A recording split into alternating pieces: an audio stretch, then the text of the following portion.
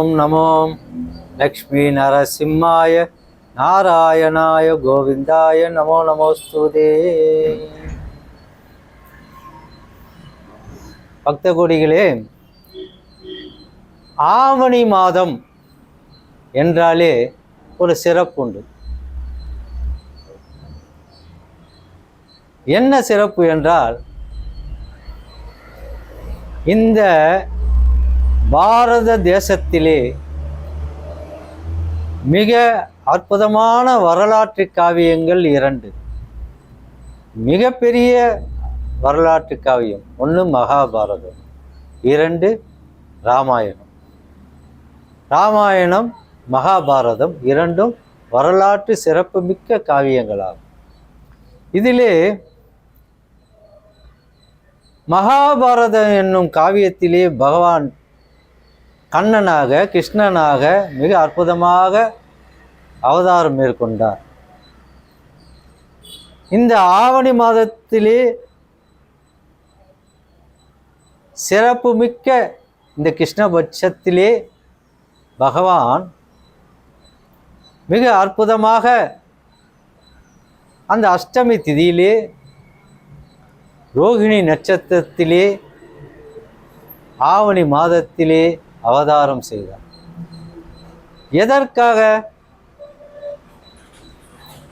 இந்த மாபெரும் காவியத்தை உருவாக்குவதற்காக மட்டுமல்ல, அதர்மத்தை பூண்டோடு அழிக்க வேண்டும், தர்மத்தை நிலைநாட்ட வேண்டும்.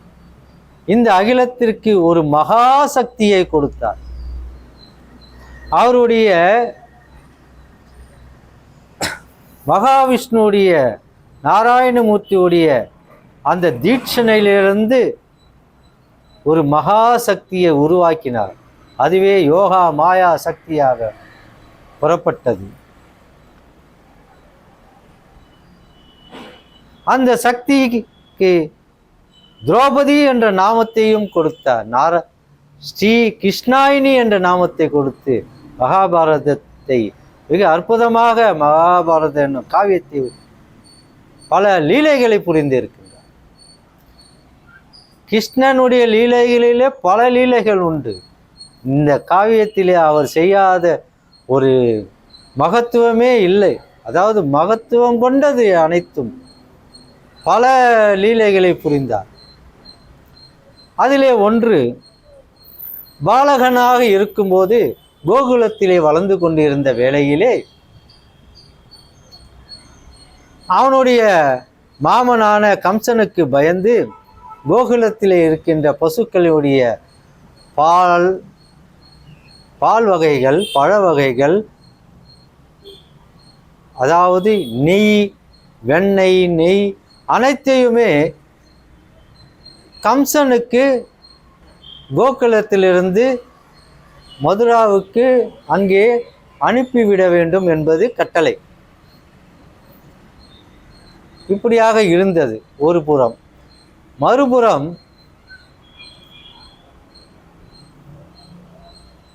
அந்த கோவர்த்தன மலை ஒன்று அந்த கோகுலத்தை சுற்றி இருந்தது. அந்த கோவர்த்தன மலையிலே மிக அற்புதமான இந்த பசுக்களெல்லாம் மேய விடுவது கண்ணனுடைய வழக்கம். அவனுடைய புல்லாங்குழல் இசையிலே மயங்கிய அந்த தேவாதி தேவர்களும் அந்த கோவர்த்தன மலையிலே இருக்கின்ற அந்த பறவைகளும் அந்த பூக்களும் அந்த மலையே அவனுடைய அந்த புல்லாங்குழல் இசைக்கு மயங்கி இருந்தது. அவன் கேட்டதையெல்லாம் கொடுத்து கொண்டிருந்தது. அப்படிப்பட்ட, அதாவது கோகுலத்தில் இருக்கின்ற அந்த கோகுலவாசிகள் அனைவருக்கும் என்ன தேவையோ அத்தனையும் அந்த கோவர்த்தன மலையிலே கிடைத்தது. அதுதான் ஒரு மிகப்பெரிய சிறப்பு. ஆனால் இவர்கள் அனைவரும், அந்த கோகுலத்தில் இருப்பவர்கள் அனைவரும் எல்லாவற்றைய பொருட்களையும் திரட்டி வந்து இதை அனைத்தையுமே விண்ணுலக அதிபதியான இந்திர தேவனுக்கு பூஜை செய்து அவனுக்கு தானமாக வழங்கி கொண்டிருந்தனர். அதாவது இந்திரன் இவர்களை மிரட்டி இந்த பூஜையை செய்து கொண்டிருந்தார். அவர்களிடத்திலிருந்து மிரட்டிதான் அந்த பூஜைகள் நடந்து கொண்டிருந்தது. ஏனென்றால் காலகாலத்திற்கு மழை பொழிய வேண்டும், அங்கே விவசாயம் பெருக வேண்டும், பசுக்களெல்லாம் மேய வேண்டும்.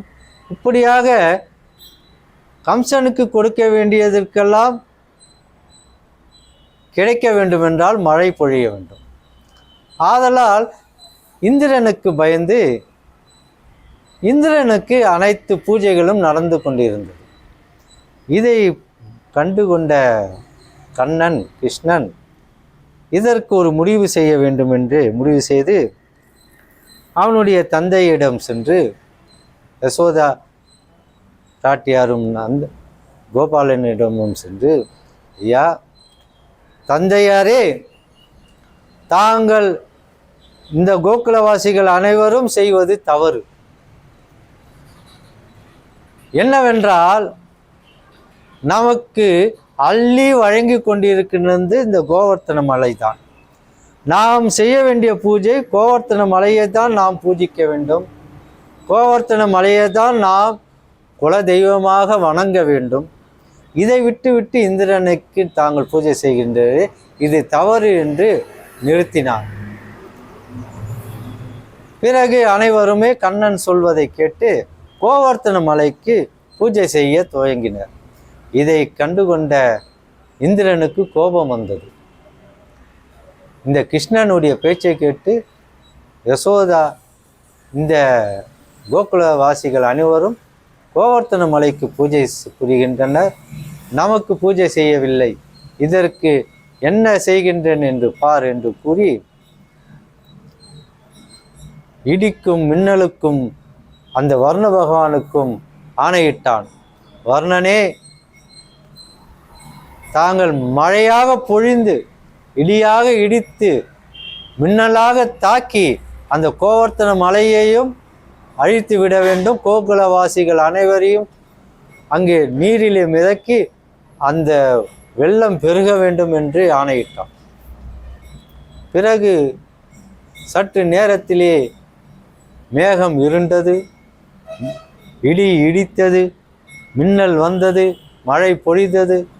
அந்த கோகுலம் முழுவதும் அங்கே வெள்ளமாக பெருகெடுத்து ஓடியது. அனைவரும், கண்ணா கிருஷ்ணா, உன் பேச்சை கேட்டு நான் கோவர்த்தன மலைக்கு பூஜை செய்தோமே, இப்போது இப்படி மழை பொழிகின்றதே, எங்களை காப்பாயாக என்று அனைவரும் பகவான் கிருஷ்ணனிடத்திலே சென்று அவனுடைய அவனிடத்திலே அவன் திருப்பாதத்திலே போய் தஞ்சம் புகுந்தனர்.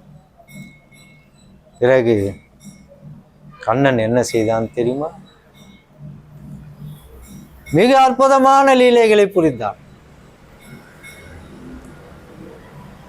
அந்த யாதவ குலத்திலே அந்த யாதவ குலத்தை காப்பதற்காக அவன் செய்த லீலைகள், அந்த மக்களை காப்பாற்ற வேண்டும் என்று அவன் செய்த லீலைகள், அந்த இந்திரனுக்கு பாடம் புகட்ட வேண்டும் என்று அவன் செய்த லீலைகள் மிக அற்புதமானது. எல்லோரும் கூறுகின்றனர், கிருஷ்ணன் கண்ணன் பொல்லாங்குழல் இசைப்பது போல நாம் வீட்டிலே படம் வைக்கக்கூடாது, நாம் அவனுடைய உருவத்தை புல்லாங்குழல் வாசிப்பதை போல வைக்கக்கூடாது, பூஜை செய்யக்கூடாது என்று ஒரு தவறான எண்ணம் கொண்டு உள்ளனர் மக்கள் அனைவருமே. அது மிகவும் தவறு. அவன் இந்த புல்லாங்குழல் வாசிப்பிலே அனைவரும் மயங்கினர். அவனுடைய புல்லாங்குழல் வாசிப்பை கேட்டுதான் ஒரு படி பாலை கறப்பதற்கு உண்டான பசு 5 படி கறந்தது. அவனுடைய புல்லாங்குழல் வாசிப்பிலே தான் இப்பொழுது அந்த கோகுலவாசிகள் யாதவ குலத்தை பகவான் காத்தான். எப்படி எடுத்தான் புல்லாங்குழலை, அவன் வாசிக்க ஆரம்பித்தான். பிறகு அவனுடைய இந்த சுண்டு விரலால் அந்த கோவர்த்தன மலையை தூக்கி நிலைநிறுத்தினான். மக்கள் அனைவரையும் அந்த மலைக்கு கீழே வரும்படி அழைத்தான். அனைவரும் வந்தனர். பிறகு அவனுடைய புல்லாங்குழல் வாசிப்பிலே அந்த காற்றும் மழையும் அந்த மின்னலும் இடியும் அவனுக்குள்ளே அடங்கியது. அந்த புல்லாங்குழல் வாசிப்பிலே அவனுக்குள்ளேயே அந்த புல்லாங்குழலுக்குள்ளவே அடங்கியது. புல்லாங்குழல் வாசிப்பிலே அந்த மக்களை காப்பாற்றினான். அனைவரையும் அந்த யாதவ குலத்தையே காப்பாற்றினான். அப்படிப்பட்ட கண்ணன் அவனுடைய புல்லாங்குழல் இசைப்பை அவன் இசைக்கின்றதை போல படம் வைத்து தான் நாம் வணங்க வேண்டும். அப்படி வணங்கினால் கெட்டது எல்லாம் நம்மளை விட்டு விலகிவிடும், நல்லதெல்லாம் நம்மை சேரும் என்பதே இதனுடைய சுருக்கமான விளக்கம். பிறகு 1 நாள் 2 நாள் அல்ல, 3 நாள் 4 நாள் 5 நாள், ஒரு 10 நாட்கள் தொடர்ந்து இத்தகைய நிலை நிலைத்தது. பிறகு இந்திரன் சோர்ந்தே விட்டான். தான் செய்த தவறை உணர்ந்து கொண்டான். பிறகு ஓடி வந்தான், அனைத்தையும் நிறுத்தினான். அந்த பெருகெடுத்து ஓடிய அந்த நீரெல்லாம் வற்றிவிட்டது. கோவர்த்தன மலையும் காத்தான் கண்ணன், யாதவ குலத்தையும் காத்தான் கண்ணன். அந்த சுண்டு விரலால் தூக்கி கோவர்த்தன மலையை மக்களையும் காப்பாற்றினான். அவனுடைய புல்லாங்குழல் வாசிப்பிலே அனைத்தையும் தனக்குள்ளே அடக்கி கொண்டான். பிறகு இந்திரன் அவன் திருப்பாதத்திலே விழுந்து வணங்கி தான் செய்த தவறுக்கு மன்னிப்பை கேட்டு அருளினான். பிறகு இந்திரனுக்கு அவன் கிருஷ்ண பரமாத்மா, அந்த நாராயணா கோவிந்தன் அவனை மன்னித்து அருளி, இனி இந்த தவறை செய்யாதே இந்திர தேவரே, தங்களுக்கு செய்ய வேண்டிய பூஜைகள் செய்ய முறைப்படி செய்வோம், ஆனால் மிரட்டி செய்ய வைக்காதே என்று கூறி அவனுக்கு அறிவுரை கூறி அவரை அனுப்பி வைத்தார். விண்ணுலகை நோக்கி இந்திரன் புறப்பட்டு விட்டான். இத்தகைய கோவர்த்தன மலையை சுண்டு விரலால் தூக்கி கோவர்த்தன மலையையும் காப்பாற்றினார். அவனுடைய புல்லாங்குழல் வாசிப்பிலே தனக்குள்ளே அடக்கி அந்த யாதவ குலத்தையும் காத்தான். இப்படிப்பட்ட கிருஷ்ணனை நாம் இந்த ஆவணி மாதத்திலே வணங்குவோம். அவனுடைய லீலைகளை பலவற்றை நாம் கேட்டு அறிந்து கொள்வோம். இந்த கிருஷ்ண லீலையை கேட்பவர்கள் அனைவருமே அவனுடைய ஆசியை பெற்று இன்புற்று வாழ எல்லாம் அல்ல அந்த கண்ணனை கேட்டு வணங்கி கொள்கின்றேன்.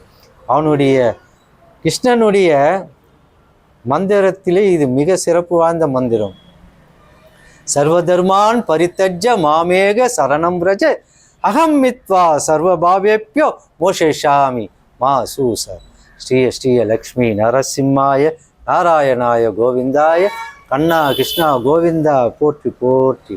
சுபமங்கலம் சுபமஸ்து.